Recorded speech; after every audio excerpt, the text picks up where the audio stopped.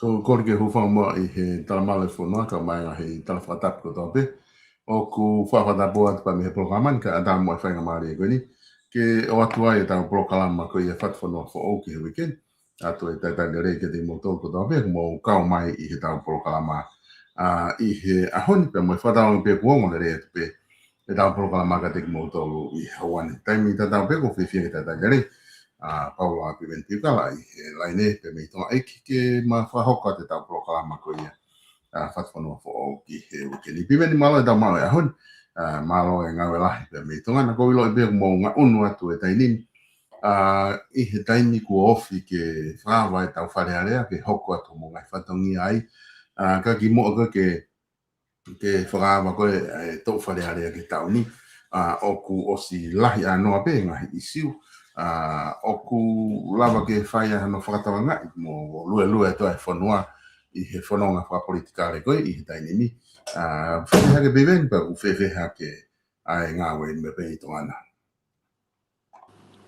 Malo pin solo pe malo ma fa mani ko le debe ke hu fanga debe fa tapu ko ia na foki mai au he tu site me fis ko na wa o na kamata ki hopo ni as e va mo tuan pe mo si o go ai tonga airport ki limited ai nei fra malo lo he lo tonga ke hoko ko minister kai fai hono investigate ai ngau e hala ke mawhai he. Penai kamata peki hopo raki vilo pe va e lo ya he raki kamata pe ki mata uto ta pe te ke te kore de vai tal ki ke nei ke te toloi.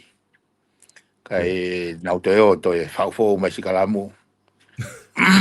Ako no moni fo solo ko ai mbe na ulave ki mo ko fangi hopo o ko lau o mamafa nge lai pe pasikare tia ka ko ilo pe au ya anga faka kau ko yo ko yo hanga faka to hanga I ke pe ki no fo mo re au taimi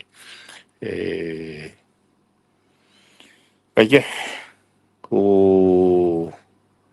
lava tia ko toloia dai ai fo ke mau frava he monite ke whahoko e ansi te e whafonga niwa kana te announcement yes o sma mai tutun wha mawanga me whakamau o lahi oku tari ai application ai whafonga ke stay ma tu whako si whafise whafonga me he kapneti o hau pe ke whafonga wharearea o kore ni stay ke tuk whai ne tangi ai kon tuko te mini foki pe a wharearea ki taimi normal ne pau ke tuk whakawai aho tawalo me tala noa ia e patseti o hoko te isi ua ai kon e tui e koe he taimi ni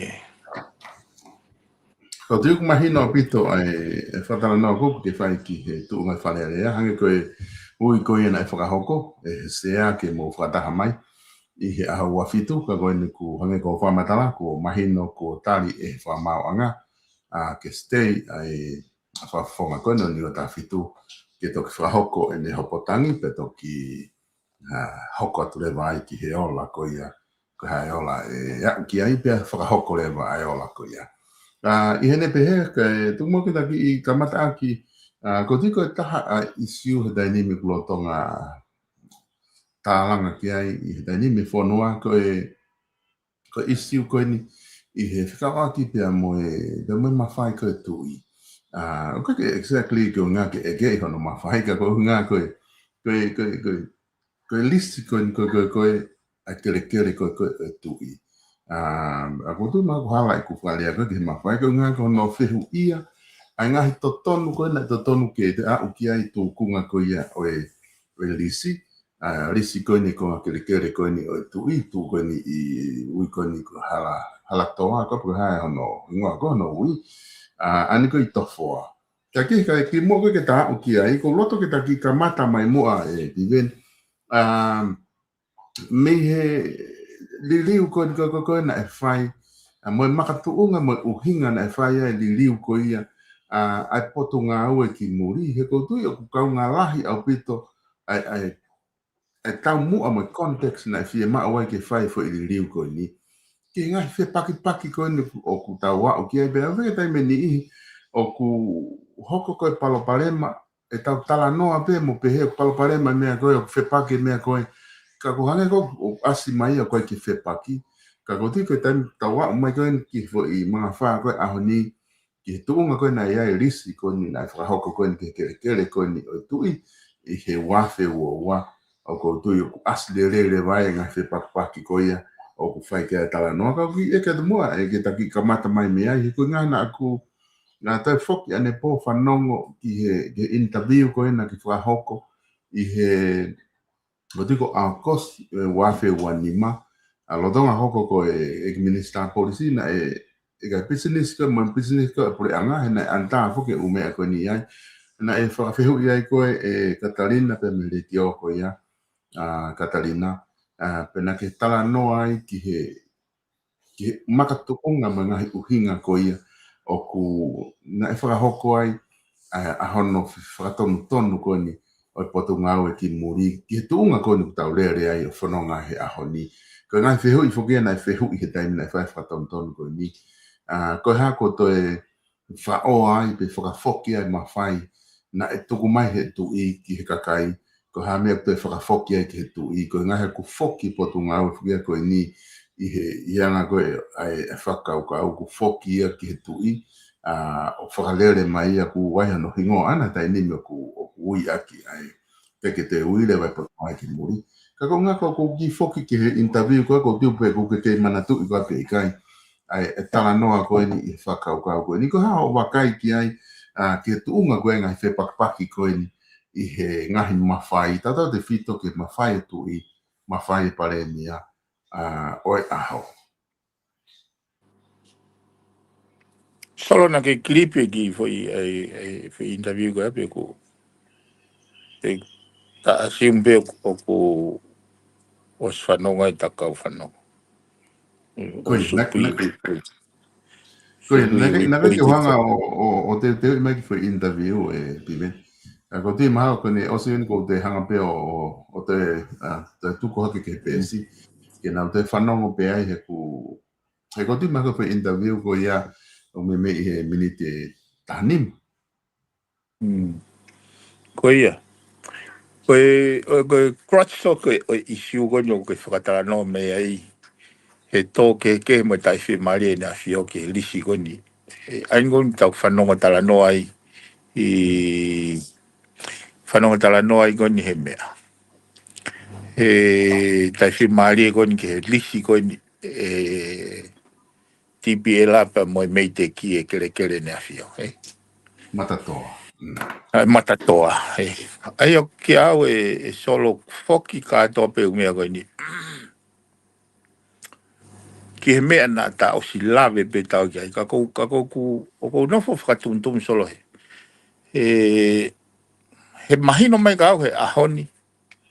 Ai mahu inga e kuhanga reise fuakawa. He raki hupe ki whare alea. Nā kai ke fu mahino e au ia then o waha no mahu inga loloto peheni. Kana ku he nei he ko anga ko ku manatu na whare i mai he kau he wahenga ke oua te uhanga o race kai mamafa beho kuloto. He ko na mo ni solo tau tok whatoka ngai hake. Ai hange ku ulua pe mawaiua ai loyalty ai kakai pe pehepe ke kau no pere pe pehe ke kau whafofonga whare area. He koe uhi koe hange, koe whai koe tau ririu pe hange o ku kehe ai tui me he pare mia o hange ko ha head of government ne ka head of state e. Hange o ai ke na kehe kehe. ko no whaingata ia anga i mea ko ia he ku no foi tu iba mo e whakaapa o e tala whakafonua pa mo e tau pehe mo i kere kere kai no foi pare mia pa mo i tuku hau so ke pe hange e kuanga i whatoanga i he tau tatafe mai ko e ni hange ko hike loyalty ia e kau no pere o ave ke pare mia so as the people representative o ave ia tuku ia he pare mia ka koe fuakawa ia koe ke whaha fuakawa i whare area koe nau loyalty e ave ke pare mia koe loyalty ave ke he tui aia o ku hanga rewa he mea koe ni so a pia rewa kia ki tau tolu he ahoni o ku ai o tau whiharak me ka matau tau ai ko whatano koe fuakawa he ne nono o ka atoa e umeani kau tok whenga ke whakamaala ala whakarerei ai u fe paki ko ni tau si oi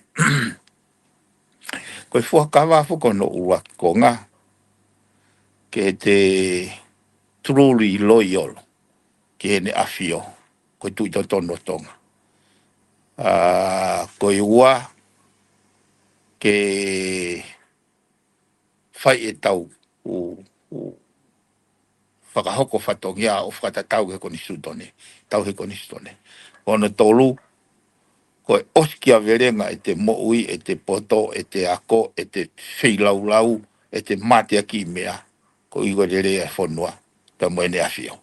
E ko i hene pehe rewa, o ku whehu ia rewa e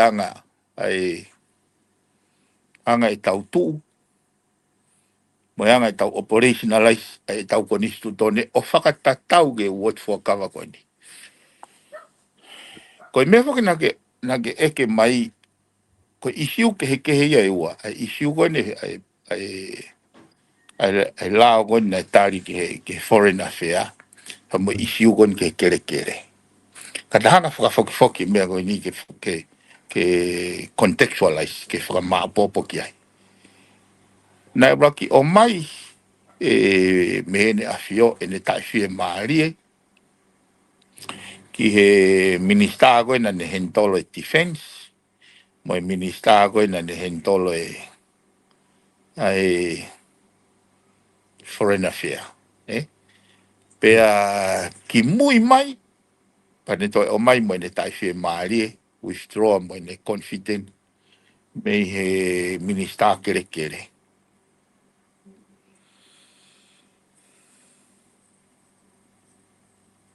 ko tu ko ke se lave i ko pe mo me ko issue fai longa ko whakamatala ni ko o mai mea kia te au whalalanga ko ia o ko na elisi he tipi e la ai kere ne afio tali le be ane ne afio hangarewa he tipi e la ia sa polisi konga o kere ko ia ke meiteki ako meiteki ko konga e pore anga ake paanga ka ki he tau without the consent of the estate holder kai ke ha nau whakawhetu taki ki he ene afio he isi uga ini. Solo ko fie au ko ne hoko tonu ki he tui e whanua. He kui kai ko e tok fufua hoko ne mea ngoini. Na tula peheni. O hoko ia ke tangata i whanua ko toape na iaha ne risi. Ai toi whakangofua he potu ngāwe ai sapurisi te eki ai ke nau toi foki ke estate holder pe ko land holder ai ko foi dimension ia hange ko ni la he kakaia na nau lisi na to mo sia ina o vale pe o ku o se pe ta u e fia o sia ina ke he nia o ku ne fagalere ia api ko ia sa polisia he sia ina ko ia ake toi mau inga toi malunga ngea he mea ko nei na mau ko he land holder ai hange go ni hawe si ai na ua ki o sa prisi ia o ne lisi ia ki ko nga api a motua to anta fit sa prisa ke ia I mean lisi ke ia ai panga ta kilo Toi. o spe ta ui ta me ni ki foi lisi ta bego foi lisi ta ua no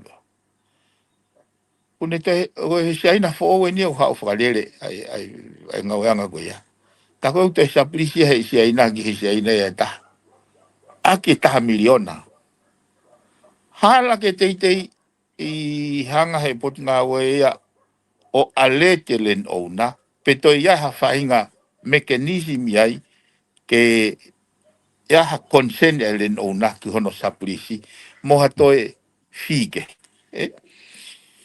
Ai o kai ko tok fufu ha ko te polparema. Ko fufu I urunganga nga mahin benia pot ngā. Ka ko ne hoko ko no hoko I he kere ko ne afio. Ka ko mali e foki o kono moni huange ko ni. O atu foki ke ai tohi whaafi ke hufi ai fu building ko ni pe tau pepe kua o ta haua miliona ai anga I whaafufu ke building ko ni o whehui mai ne a whio sora o tui whaapapau nei kai ke pehe nei kai ke ne ilo o kui kai ko hono kere ka koe ne eke mai pe whewhe anga I nau whakakau ko building ene o kulanga ho tofia kanega ia ni ilo nei ki ai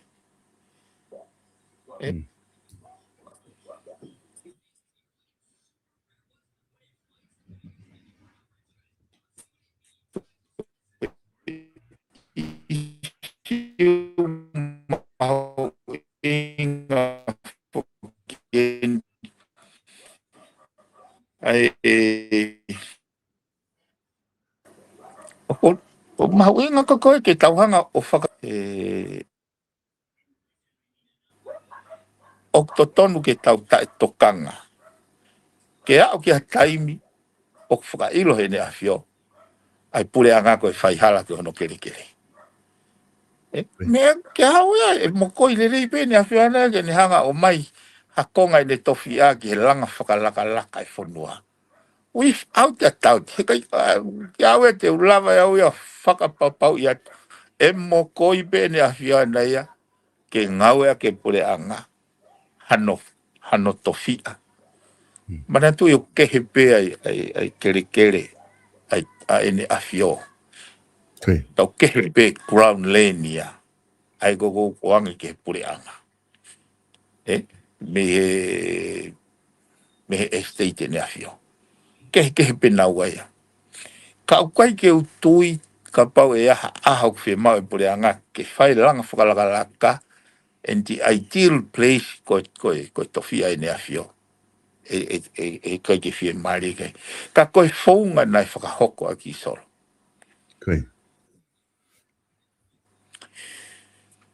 Koe, ki au koe, so tau whoki rewa ke whuakawa, e tau loyalty. E tau loyalty koe tau whenge malu e ne a whio. Me ane hinga ke whakatau ele. Ke peloto mamahi. I he pure a ngā. Ke ne whakailo pure a ngā. Ai koe tau loyalty, koe tau whenga, ke tau sio, koe hai mea e ala loto mamahi ai. Ala lave ai. Pa tau whenge malu ia. Whakakau solo ki he paanga I taha. Koe nau langa I fuwhare he tofia I ne ahio. He paanga I taha. Ki hau koe manuki. Ki hau koe no manuki. Ai koe ki aha. Kau whiu pia no whakakau pe nai malava whewhe. Nau mau e ai loto lai. Ke nau whakahoko I mea koe. Koe konga koe ki he malu ia ke kere no. Foi mea koe aka ke lava ia whakavete. Nau risi hoke konga kere pe nau langa ai whare he konga kere pe aloe no ia matu koe whare koni ai matatoana nau tala noa ki mona tae mape he 4.8 ofi he 5 miliona. E mau inga ko fale. A ko taima na hufi aki. Fa mau po ma fa morena taha ofi e taha miliona. Okay. So ko hinga e whakatala noa ki ai ke palo pare mau toi loloto ange. He koe whihu i koe hanga whi tae pala ni he wha ke 5 miliona pa tau hufi e taha ke taha miliona. Ko tari ka i solo koe corruption. Kai ke toe ua. Foi tari taha pe. Ka ke sio ki he cost of corruption. Mana toi na aku whakatala noa hai mahu inga ke tau hanga toka ngai, ai ngahi institution ke whaka apa. Ngahi institution ke tau hanga malu. Pana utala noa au ke whakalerei e wahenga hou eiki. Ke ua te nau wana polo, ke kau businessi, kau tila trucks, kau siaina. Ke ua te nau tolo atu a kakai goe ni. Ka nau hinga i ga whatauere. Ka ke sio ke he foi, ke sio ke palparema koe ni. Foi mapepe koe ni, ku more ake he whonua, mei fitu ke 8 miliona. Kai ke so ke cost of corruption, compare ki ha whakatu ke tau strengthen se ngahi institution, o kunehanga o mapurei, ai merino moi pule re he whonua. Mo siore vai ke ngai whatu tā make mea wea. Are fu no wena tipi e la a uia. Koe mau whakamui aku nei a ke 3 miliona. Koe whanonga ke koe ni o kua o 5 miliona. Kau whihia whoki e kere mo eseti i pange o fu whakaware au pita.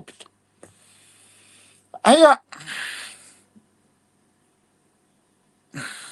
mana tu na ta programa mea koe ni koe ki funga maka ben ke ta wafi. Koe ko api e. This is not home.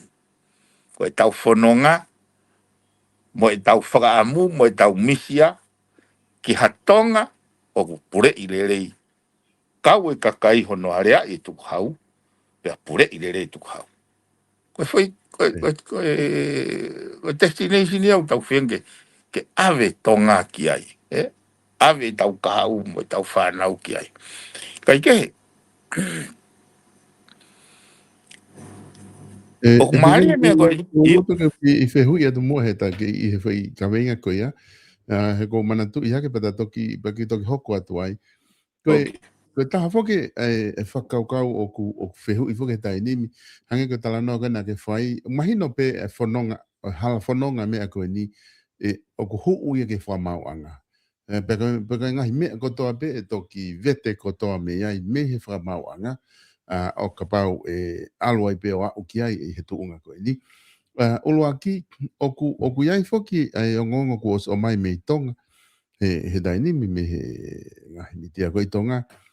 Ku o si o tuk o mai he ai wholafola, tohi wholafola e tui.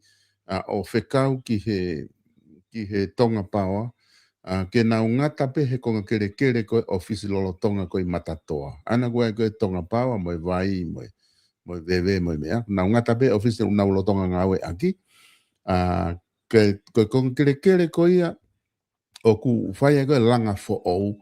Koe ia ku atu koe ke taofi ai ke te whahanga aue ke konga kere koe ia ka rewa ke whaia e whakatonton whakalao koe ni. Ai e ko ti maha koe whare koe ni e kumana tu I he whakamatalana pe ku ofi te whetu e mena whae utukasa koe na I tofoa pe meni. Ai whare fo ou koe ni kulanga tau tala noa ki ai. Ai koe uloa ki, koe ua o kuai whoki no whehu I whoki. Ke taimi ko kulisia e hataha hakere me hataha. O whahanga pehe o nā ia. O tohi mahino mai ai o tapu ke te sapulise kere ko ia. Pea koe peka kai e niu nau lispe nau doria. Koe kia ha tohi mahino pehe mai ia. Pa nau sapulise e nau doria. Within he foi tau pe ko o ngofua ke nau lisi ai. Kia to e taha ke. Ai ko whehu ia o hake koe koe taha hini kune whehu I mai. Pe o ku tapu ke te sablisi kere pe o kungofua pe ke sablisi he tipi e la ki he mei teki, pe kua pau pe ke ilo ke tu i ko estate holder ia o kere ko ia ku hana tofi ia. Ko ufe hu pe he kuna ulot ke wha amala ala pe na ngofua pe ke tipi e la ke nau sablisi pe nau tolu ia, ke o te o watu he taimi ko na ulisi ai mo tui. Pe koe matu aki tuwange pe na tolu ia o mea whakalao pe he ka na ulisi e na tolu. Hange koe konga ni taha koe kuke na ke kamatala noa ki ai. Hono fehu ia koe fu no o ku ai o malu ia ki kere na nau saplisi tola taha pe ki he tau.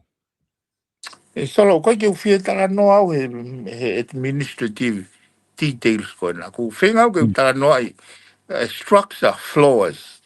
Ai mea ku hinga i tau palupare ma. Mea koe na ia ko e toki whanki titei la ia. Wangi koe lau koe whakatutu se ia i he whungatai teniki. Koe ku hinga koe pointia the crutch of the meta is he sio ai whakawhotunga he anga e tau o mafurifuri. Mahu inga koe o loyalty. E koe na ohake. E kehe au pito. He kia au nei kai ke totonu ke malawa hoko. Without notifying a landowner. A estate holder.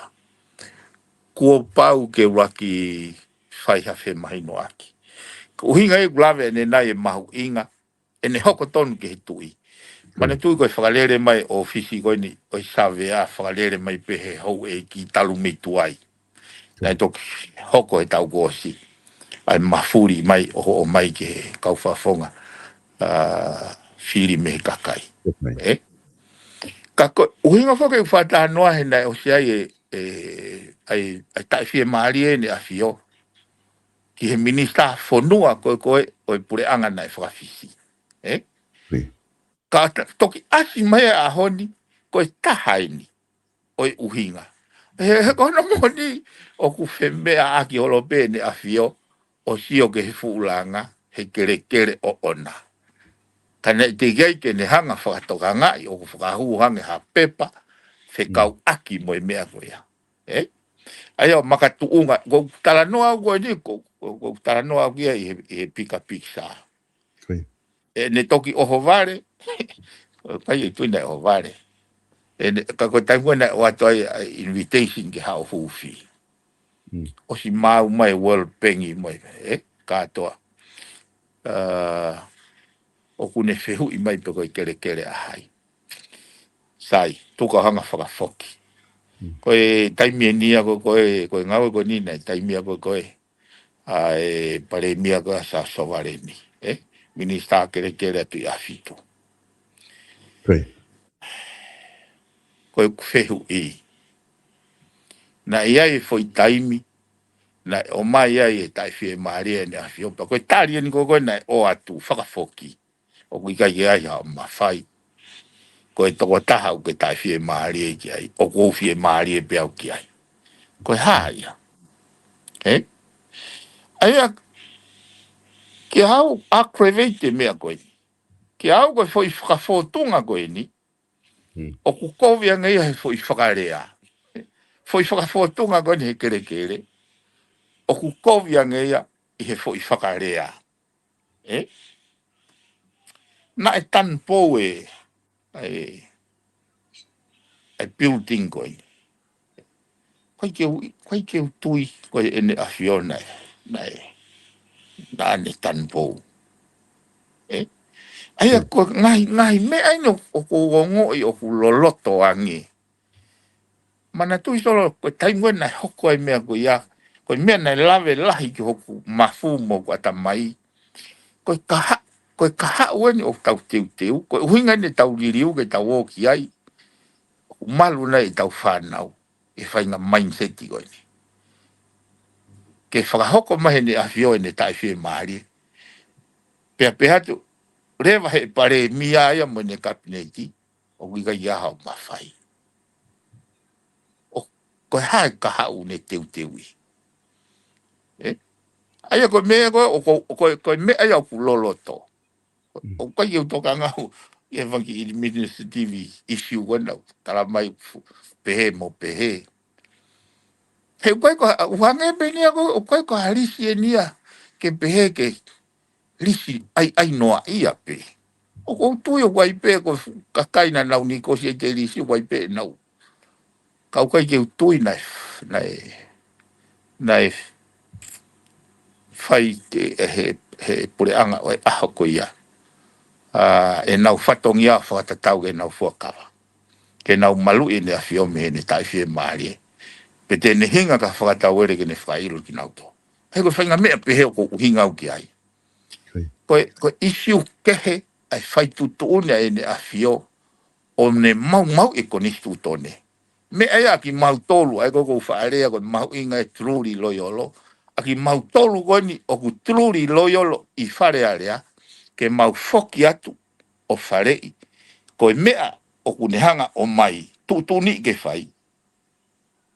Tene mau ia e ko nistu tone. Ko ho mau whatongia ia.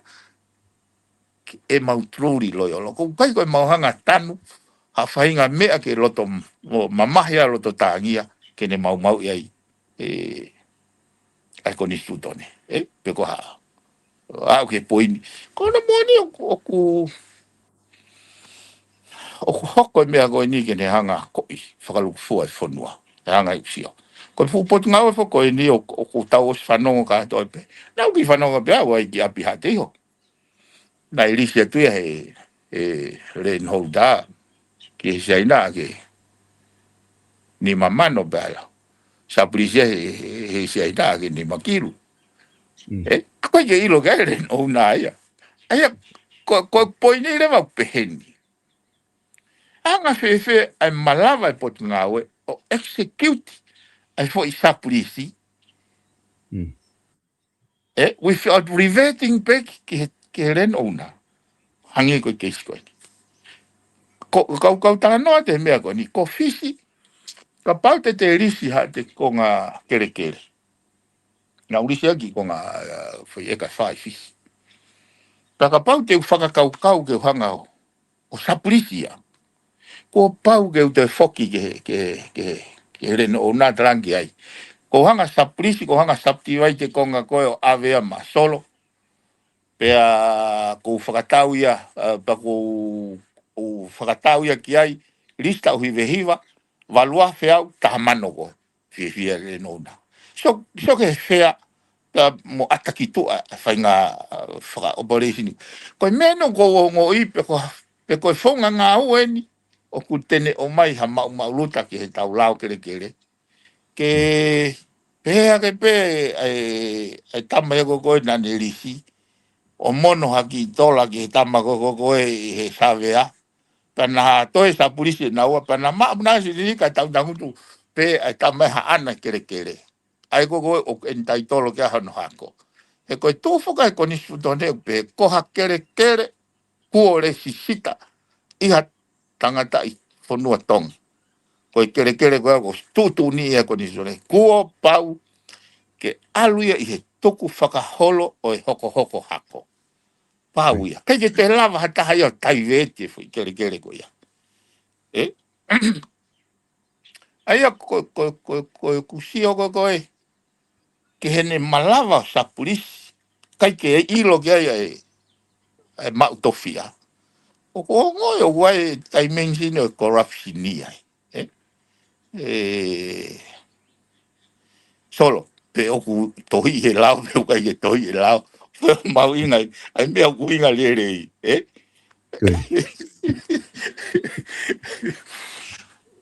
I he koe tu ufoki hange ke tāno ke piwen.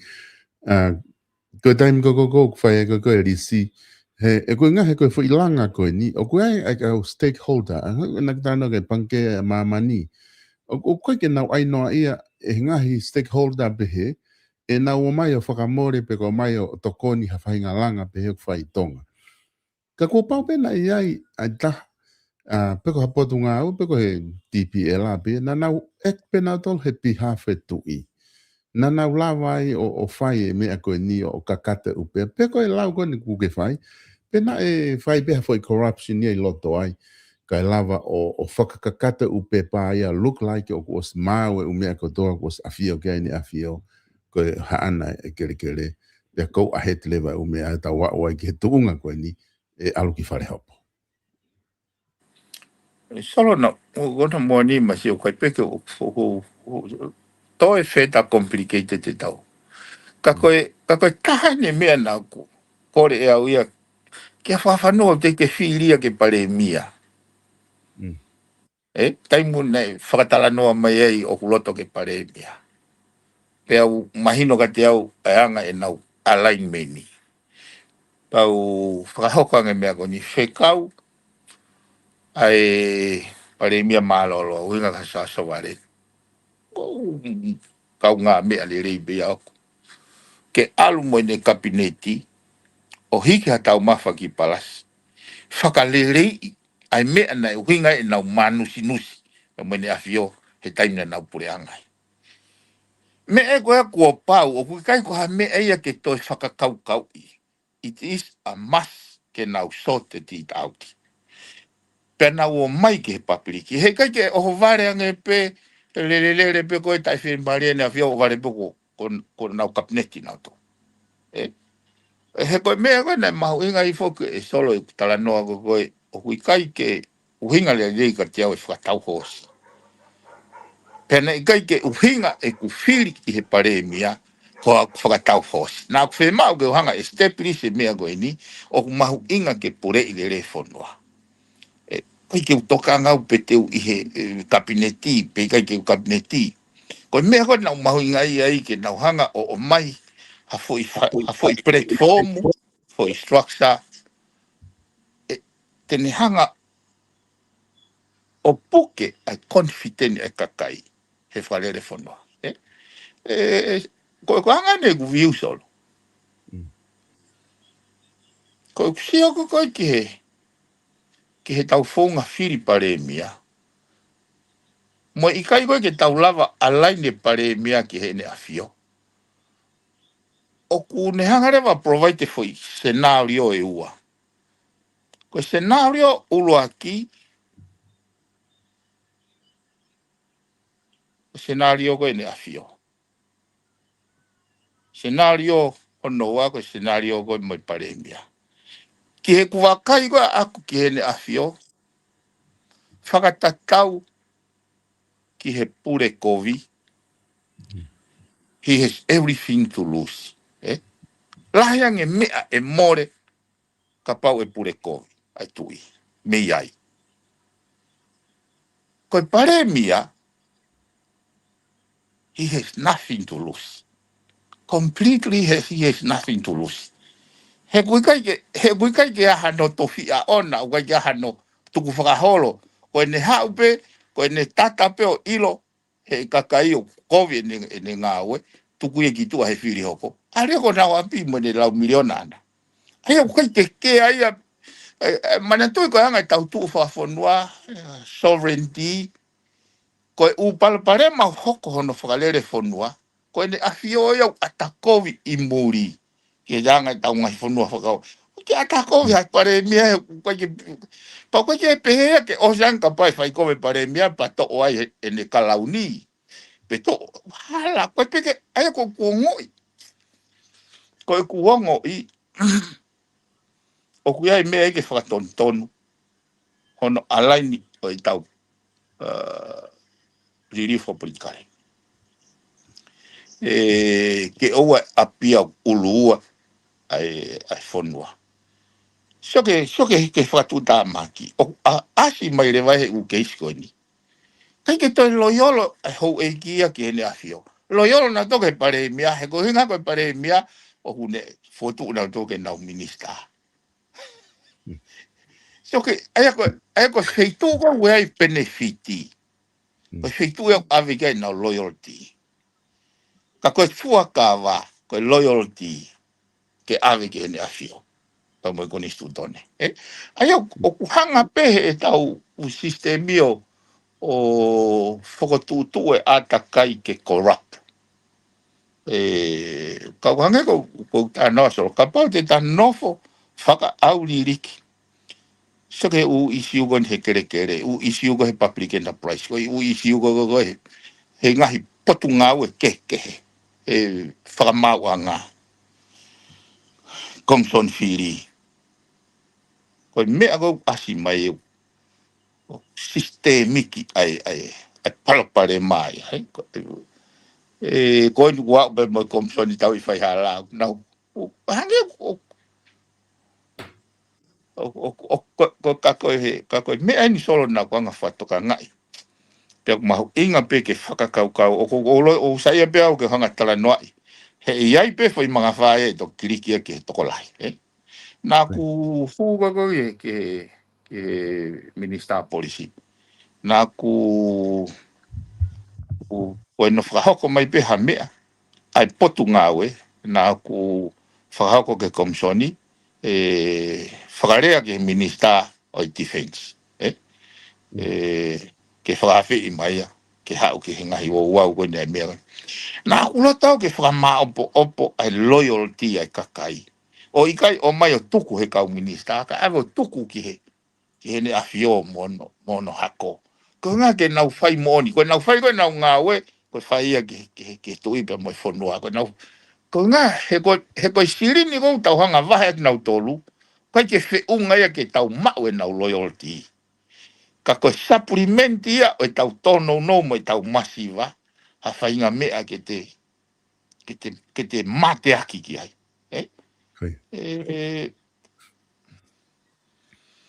ko kusio ko he foi kamata mai ko ni na kuongo ipe I to folofola ko ko whakaava o kuia I mea tu whihalaki he na ku amanaki pe uia he na Australia fo ke pare mia na whiri ke ne hanga o whakatutu ke mitigate vā ko ia ka pau o kuni whakaukau ke ne intentional tol ke kapneti he ku ha mata ngari kovi ke ne afio ke hovare pe ko tanguta te kautamai ko koe na e tai he mari e kapneti te ke mitigate foi tai mensin sua e foi ta fako ya ne ke no fa hoa ke au no fa hoa ke hanga fononga e fonua mo loyalty e kakai ai ni ko asi mai he ahoni o kai to ya to ton ke hanga ke ha fare area me ngoni ko fuaka va fare area o ku para mauni al loyalty ke na fio ka anga veve mau fuaka va ka lo to mai ni afio kai ke nanga ho po e pureanga anga veve kendo ki hoko ni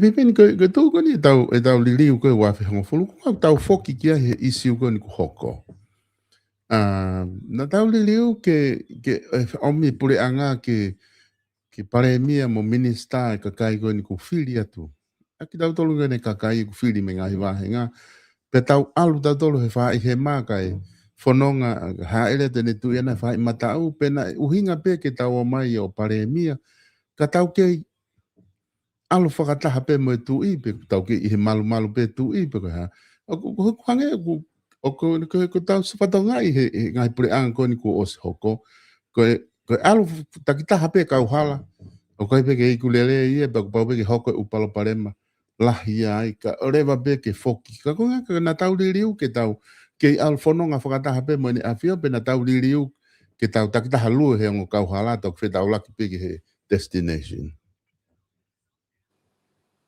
o tu pe ula he mau halai e solo ka ki au ko me na no fa mau inga I ai anga I tu e ko ni stu tone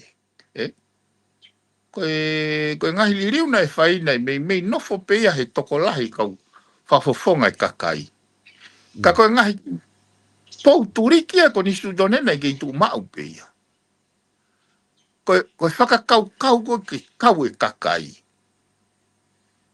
I he amanaki ke pure I le rei e whonua. Ke hau ko mahalo ko e li tōia.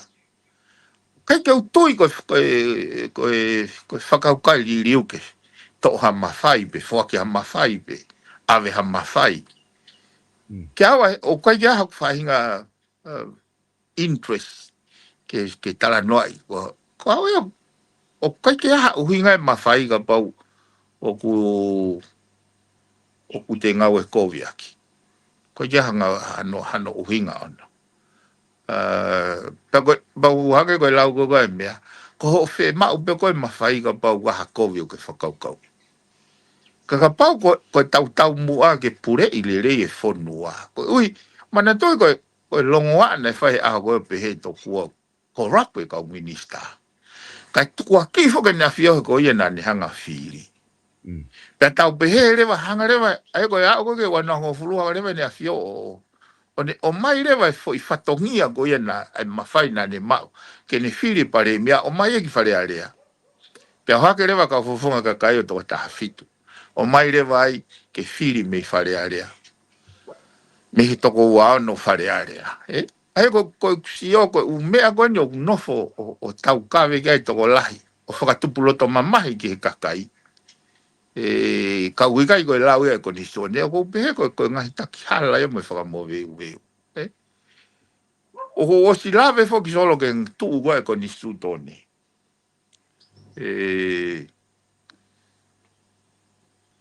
ai mawhai ki he tau malu i whanua kui he nea fio mawhai ki he forena whea kui he nea fio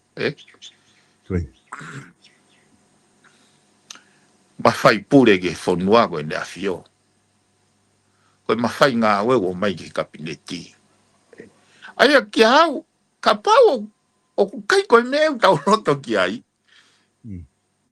ni riwa e koni stutone pa tok fai ai pore tau ke nea fio koe umea koe ni na ulave peau na ulapa si o tau ko si ai kai koe koe ke na hanga whatoa nga e mahu inga fo i structure koe na ai fo ke workshop ai community i he laki ma house principle koe nau kamatape koe nau tama first presenter pe koe he issue koe ya nau kamatape o li taula he separation of power pa nau whenga yo hanga whatontonu pe ai e kono inga koe system for politicare ya o tonga ni koe pure hanga whatui whaka konistu tone o ku i he unity of power ya o koe separation of power dai lave pe gato po ni mai ai ne ta no ke ai i hene pe he ko kamata lewa ke fusfuse pare mi ai fusfuse pa mo he hange un nau fusfuse aki wai nau separation of power they can exercise it independently without any interference ka nau malu ka toa pe i he pureanga whakatui whakoni tūtoni ai koe oversight au whaia he tui mo koni tūtoni oversight hi fwone koe mea koe nau pehe ai o ku hala pe kai ko ha no go zone ai ke toi pehe atu i he level o wa ke level o ula ki o koe ke hane mawhai e lava he level o wa o whakikihi pe i he level o wa tau pehe atu he kabineti ke wharearea koe ke mga mo mawhai me ka mautoro ke nau whakiki i he across he foi level o ka he i kai te la ai ne tu koe ai ko nistu tone he ahoni mo taimini sai ke riri we mea koe ia pau ke whai wharearea mga tu ngai he whelotoi koe ke mga tu ngai he separation of power ai koe mea koe o pou ia e au ke whai e whengawe aki ke liriu ai ngahi mea o ata mai tene hanga o pou i mo cultivate mea koe pure kofi koe liriu koe ia totoni ke maulava ta noa mo i pirinis kalauni ta noa mo ka hou eiki ta noa mo ka fofong ka kai ai essence po koe mahu inga o fo i liriu o whe mau ke whahu ke koni sutone ke ha ke ne hanga o eliminate ai corruption mo i pure kofi e ko me e ko pe tu ke ai a ko ke pe ke Filipe me ka fa fonga pe ka kai o pe ko very low level lo ya he ko feeling me ka fa fonga ka kai na tau le tau fononga mai ko hu mai pe mai corrupt fa ta hospe o kai ke tu ko fonga ye fa ya ke tatakia ke fonuan ai fonga lolo tonga ko ni fa tau hosi ka ko tu hoko u me ko ni ke ne ko i tau tolo toi mamange ke ne afio solo ko kuanga ku fatongai ko kakai ko na resist ki he liliu ko na tole na take advantage ai mata vai liliu o fa hoko ai corruption kawe ka ho ki kawe ka fa fonga ko ni he kakai na ikai ke na pou ke liliu ai fonga ai ki au mahalo na very noble pe intention ia ko o liriu pe ko fakalere fakapolitikare ke pure ilere ka ko hu ai self interest he foi atakai ko ini o now take advantage leva hoko ai u mea ko ini ke ne ko i pe tau to ko anga ia si o ke mea ko ini ko tu foi faus pe he kawenga ko ni he ko tau fakau ki ai ko inga he ko isi ko ni alu ke fa ma wanga o ku fela ve ia pe mo kele pe mo pure anga na ia pe mo hafua ai ku tau tala no ki pare mia pe mo pure anga ku fili mai lat na dolo ai fe nga we ko ia ko ta fak fa la fo ku mahino pe ki ka kai fo noa ka kwa ha mea ki fa lele hange ko tala no ke sa please e fai me fale area pe ko binista hana botunga we ke de fo tu ha fale re ge o de hoko o palo pare ma ko ni ta fi hanga ngai mo ya ka fe hu fo ni ku o ku atu ko tau li liu mai o ku ia ngahi ai fe tu ke fai ke tariui o mo tala mai fo mo tole kakai ka fa fo kakai ko ha mo tari go mo ta ma tariui ke kakai ni fili mai ma tolo e ko ne ka ko ke sai ma fai fatongia ta fa ka hawan kakai tu ma tu ma kakai fo o wai ngahi lakanga nge koe atenseniare o me ko ya kuna wai feitu eu na tari na torki ai ko fato ngai ko o me a ko to o wai pe feitu o tari ke ko atita seniare alu na to fare area ko fe hui ko dan go i ri u tau fai ko ni ko hai o tari u ki ai pare mia ye o siko mo file pare mia i fare area ko hai o tari u ki ai pare mia e ne tu ko ya u fe tari u aki ko ni tau tala no ki ai ala te ni iho tariu ki whare area, ala te ni iho tariu ki he whatahato ko ni mo ene afio. Kako hai i he ne tuu koe ni he tau riri wa whengo fulu, o ku tala mai i he riri koe a tariu e pare mia ka hai. Koe pare mafukia solo e copy cut and paste without clear understanding ksio koe ke isi koe ni koe fufoi fiuri concept na o mai me atakai ke atakai na nau fou mai nau tolu he fei lau pe mo taau o mate aki mama society que foi principal porque foi concept na utara no ai ko farea que me agoni solo one idiot is one idiot, two idiot is two idiot, 10,000 idiot is a political party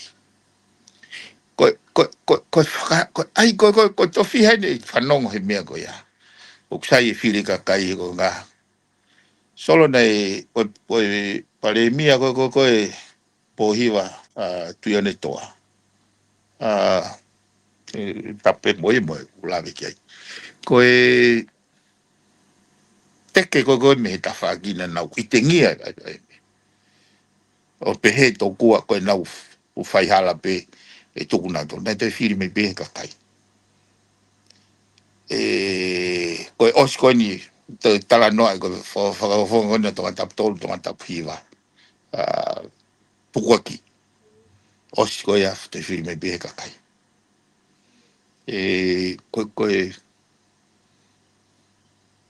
ko foi narrative ko ke pe tari ko kai pe ke tari ke ka kai pe ke tu ko ka kai to ka kai ke pe ia ko yo tau si o ke u hopo ko ne primary mo ngai me ko ia o ku vana pol ho tau ka kai tau ke whakapoto e nau whiri o peisi ia ngahi polisi po ka ngahi te whitoi mo oni. Ai ko kuhinga ko koe ke whihu i mai whoki pe ko hau ta riui kai e paremia. Solo ko kuhinga i whatara noa ko e paremia se a wharearea mo ne kau me mi pa whakamau anga mo mea o ku nau i he malu o e tu i whakonistu tone. O konistu tone. Ko e tui o whakafuakawa e tui tene whakahoko ne pure o whakatakau ke konistu tone. Pea katoa rewa mautolu ko i lalo. Me he kabineti ki he wharearea ki he whamau anga te mau truly loyal ke tui pea whahoko o mau whatongi a whatatau ke konistu tone. Alain katoa pe ke konistu tone. Kako eni. Konga tolu pea whai mate aki oski a verenga ki he lelei ai kakai o e whanua pe mwene awhia. Aia ko hono hai, ko ai ko ke pehe ke ko hange ha mea whaka campaigni. Ai ko o malawa e hoko mahe mea ko ni e solo. So ko fui mea ni ko ko. Sai pe ko rapu e he ko whiri ai kakai. There's no way. E aha taime sai ai ko rafini. Aia ki au o kumahu inga pe ke tau te whakakaukau. Tuko o mai ai foi ngahi narrative whaka te mokalati a ko e ngai whanua ku mama mo civilization ke o mai o whakapulo iaki ai kakai o whanua e ngai atakai masivesiva hange ko tau tolu i he Pasifiki. Ko pare mo ni tau whekuki me au whekuki a Solomone ko fisiko ha moa Vanuatu Papua New Guinea. Ko whaki whanua koe. Ko hono uhinga he kai ko ne pehe mai pe ko e ka whakafonga wharearea Papua New Guinea. Whakatau i atu e alakaholo tu whaia te he koe tau tupu koe kolo o e nau whiri ai. Ko ne osu koe koe. Ai koe vana piliti ia ke pehe ke tau tuange ai ngahi ai wharere whanua ke loto ai toko lai. Kai ke o so even na Amerika ko ke nau entirely popularity e nau whiri. O koe electoral college ke ne hanga whakari taula ke whakapoto. Neongo te ke mao koe toko lahe whanua kai koe not necessarily mean ko koe Palestine. I ngahi tai mensin koe ya. Koia, bimenti tau toki, te tau hoko atu pehe ku te kai whoke ke tau wau tato ke tu konga koe ngā taanga o keisi koe ni te tau hoko atu pehe ngahi ka venga koe ni ko ngako ta taimi. Koe mo isiu o ko loto ki u wha oski ai ta prokalama aho ni. Ko ti te tangata pehe isiu koe ua ko ia. Tato ki hoko atu he whainga maari hoko ke ngai isiu ke he ku hange ko kulau ku kamata ke lahi u isiu asi hake.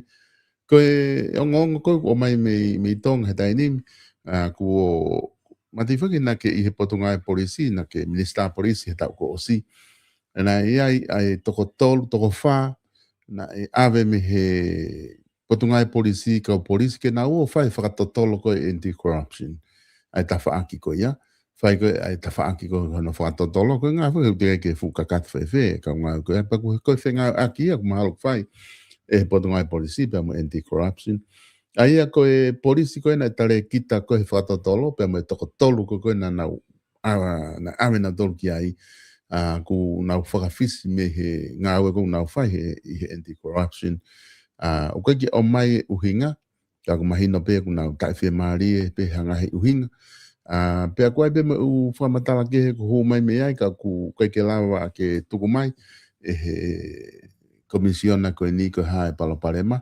Koe mea whamui mui pe na usio hifo na o mai pe me he office koe ni koe o mai pe o ku loto pe ka polisi ko ni ke malu I uhinga o ku nau whakawhisi ai me he ka nau whok pe ke nau kore ke nau whok pe na tolo o hoko atu e nau ngā wehe I he ka polisi ka e ke nau te whi hoko atu I he tawhaka anti-corruption mahina pe piveni I he ne tuu ko ia ko ai pe paloparema o ku asmai me tawhaaki ko ia tata te whito ke ngahi mea konu ku nau ngāwe ki ai o ku hange ku pe he tokolai ku futu ai au pito whaai hono whehu ia pe ku wai ko hani for anti-corruption pe ku nau tai ni for tatau pe hange ko e potu ngāwe taha kone na soka fotu atu ki mua ku nau kalere pe mea ka kwa ki nau lawa whaka ilo ko ngahi mea pe he ku hau taim tatau pe foki o ku mahina pe ke kakai fonua ko office ko ni to kamata te ke fulahi fe na pacheti mo fu mau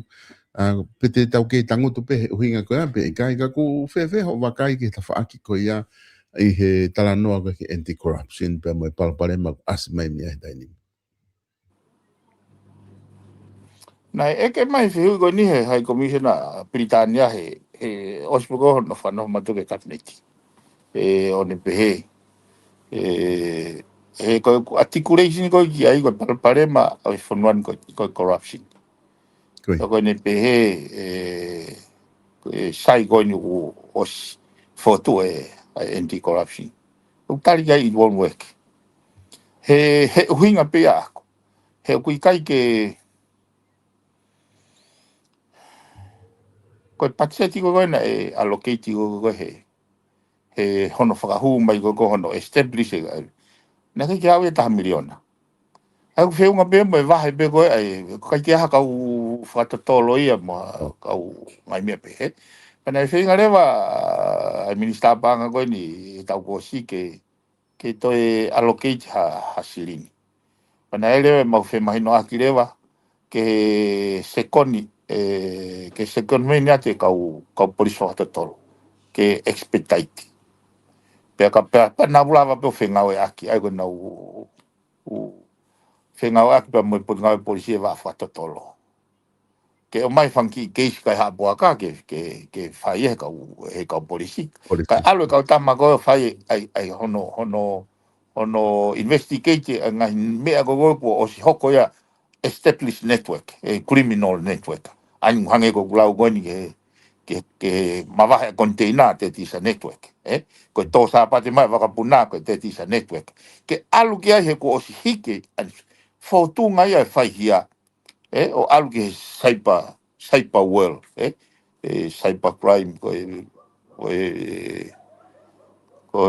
money laundry mo ngai me pe pe mo ngai corruption ko ni man ko corruption nia o kai ke hange ko tun fa to lo I puaka ke ja to ma wat ko hai wi puaka pa fa ilo tam ko ta no tiki te pa fa fo ke puaka pa os ko u me ko ni o hange ko tala no ko ni ki he corruption o ku sisteme tiki hono te wa te fa ta ko ni na ko alu fa no he hopo a tonga tap valu na ku kai ke te impress ta hono hanga he ground law o prosecute mo pilte case ko ni ka hono le ni e kusio ke umea ko hoko ke race I fare area ai maho inga ko ke atikai ai potunga au ko ni ke taulava o ya fainga mesa pe ko foi hopo fiha una hanga fa ai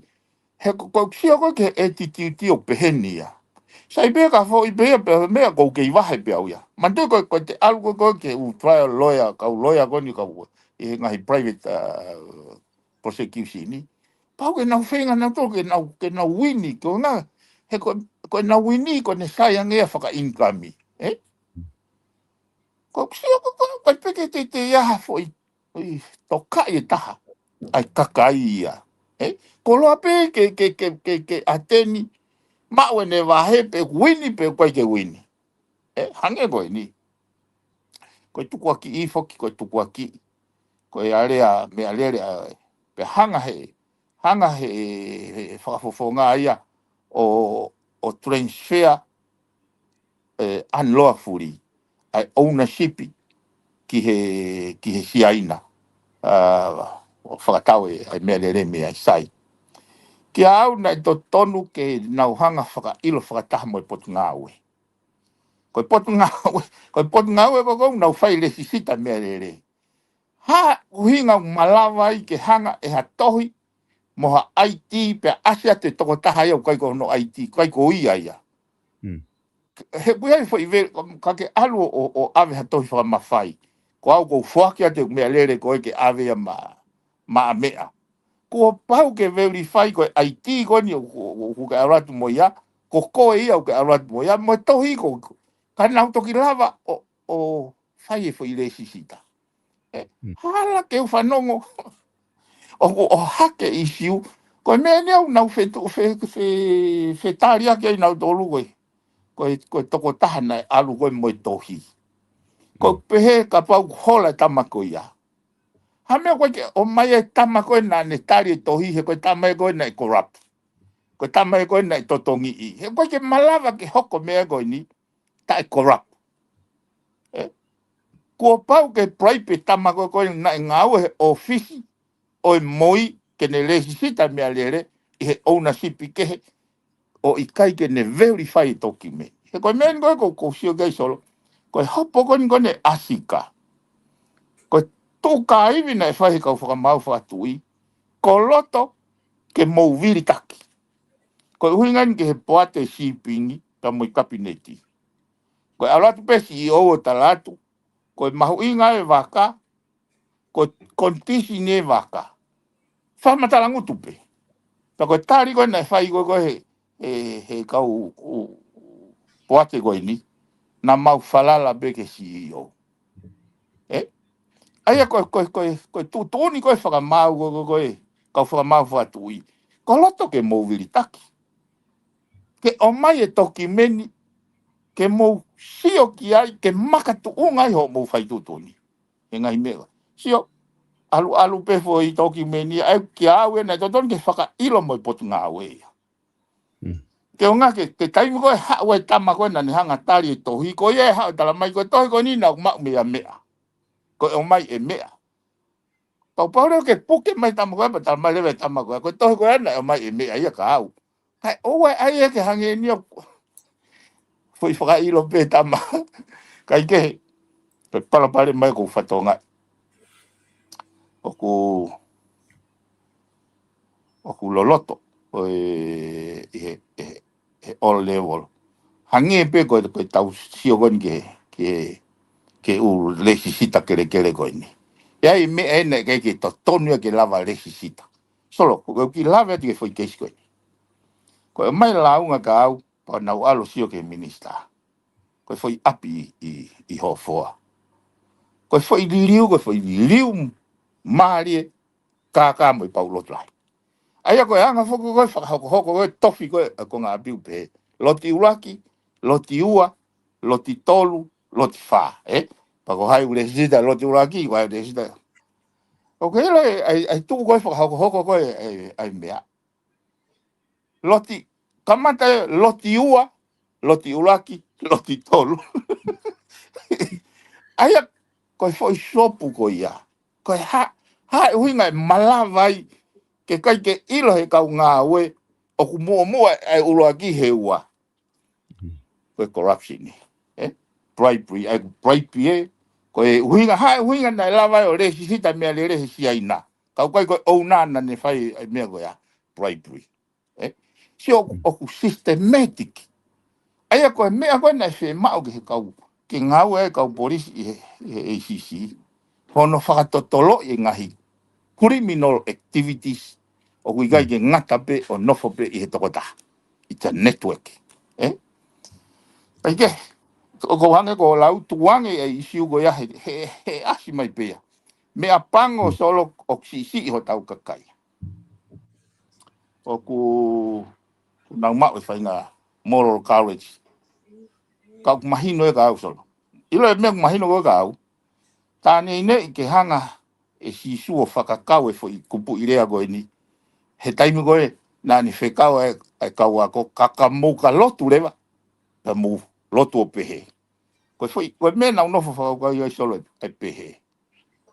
Ke o mai ha aku mea kai.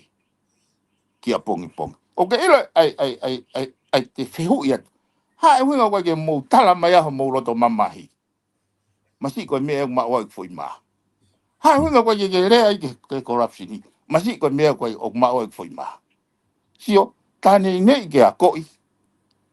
He lotu tau mau. Ke tau oange tau whalala ke o tuake no mai fui maa. Ka te whai to tonu ko to whatongia. Ki au au, o koe ke utari au pe te upai e pehe. Koe politically correct. Ke pehe ke, o, whahisi pega o te maurea ke. Ia o stone ke nā maa rea mai he koe public interest. Ka bau waha nau ilo ko te mea koe niu to tonu. Whai mo maa rea ke kakai. This is about public interest. Pea toko i irifia ke he foi maa. Ke aonga o lo tau maa usoro. Na e whakahomo lao na e papasu ko si whamoni hua whaitui ai. Lao kan koe whistleblower ki kaunga we. Ke nau rea o tala ha whahinga corruption o hoko ko ngā e malu i ki nau tolu. Ko ti mahalo e ki take time pe ku he kai ke fu oho rewa kaunga we o whai hoi mea ko ia ko ngā na to kai ki te hiki nau tolu ngai lakanga ki olunga pe ko whahinga tau tea pe he. Kak muti malu i pe lao ko ni nau tolu kakato. Solo, ko te whai koe mea kou to tonu. O malu i pe ki ta milani. Pa kou whakaloto lahi at solo ke kaunga we. Goi. Ko fau mai ai hala whanonga ko ia.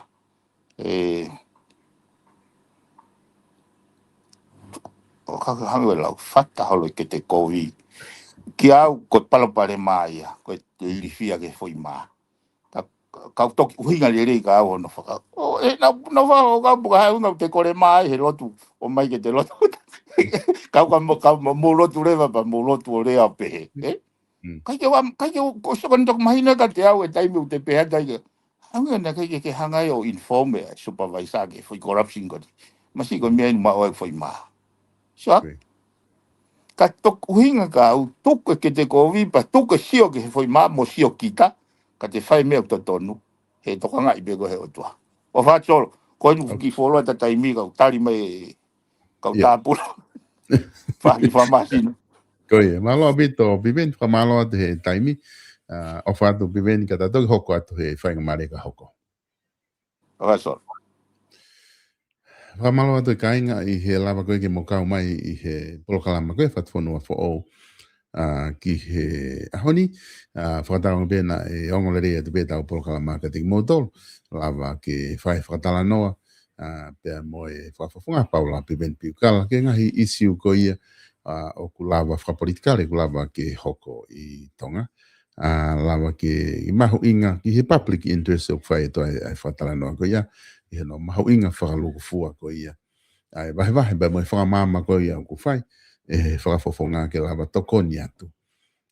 Ki he ilo ko ia tau mau ke lava whanonga mo ia. Ke ona ke na alo te whanonga ia i mua ki kei tau mui apito ko i mui. Kei he taim tatau pek tau whamalo whoki ki he ni i ko ia. Ki nau tolo ngahi tau taha ko ia o ku nau tokoni mai. I he taim ko tau ape i hono sponsor ko ia tau kau taha Vipon Media. Tatau te whito ki he kau taha ko ia.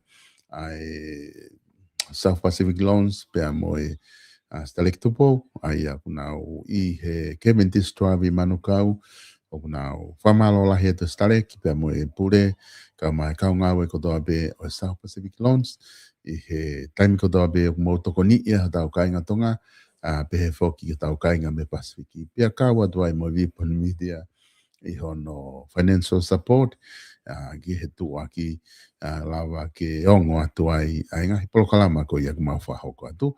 Kau ke whia mau no, kau ke whia mau haseniti, whawawe ke tokoni ke family, ko e kau taha eni i Okalani Nusila, i tuu i he whika ua noa, i he Cavendish Drive i loto manukau, te ke lava pe o mao me ai. Ai he whaikiki, i ho no te ke lava o tonu pe ki ai, pete ke telefoni pe ko he noa valunge au, valu, hiva valu.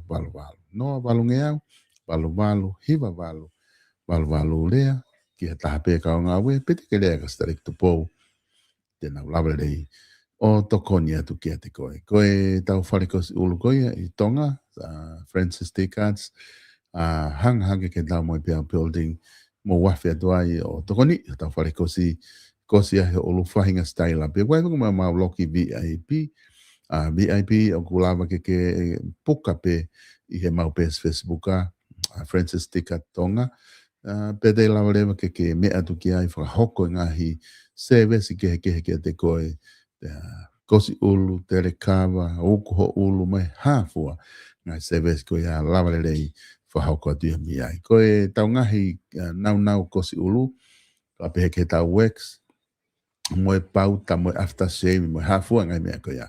Ma'u katoa atu ia hange koe wase atu he anta, ke ngahi kiripa, mandui koe ngahi nau kosi ulu mau atu, ku keke mau atu kopi, mau atu pe original.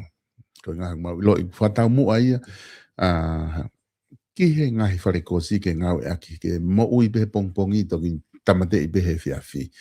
Ka ki mo tol kogu mo fia mau kiripa behe toko ki kosi tu o taha behe I he mahina I api, o kulahi behe wangi kiripa lelei te ke lawa whahe, kua koe mo ui beha ki hawhi hoa o whahe ke hokosi, ko ti e whiunga anoa be ia whangi kalasia, kua maa I tongana be ki he hokosi ulu koe, ngahi kiripa koe ni o ku original quality lelei apito, o whatau mo a ia whakangau professional hange koe wharekosi ulu, ne whamo ui koe pongpongi o kosi hoko be to tamade be I he tāpuni, ki ua vela a kiripa o lele atu beha aho pe taha pea vela moto.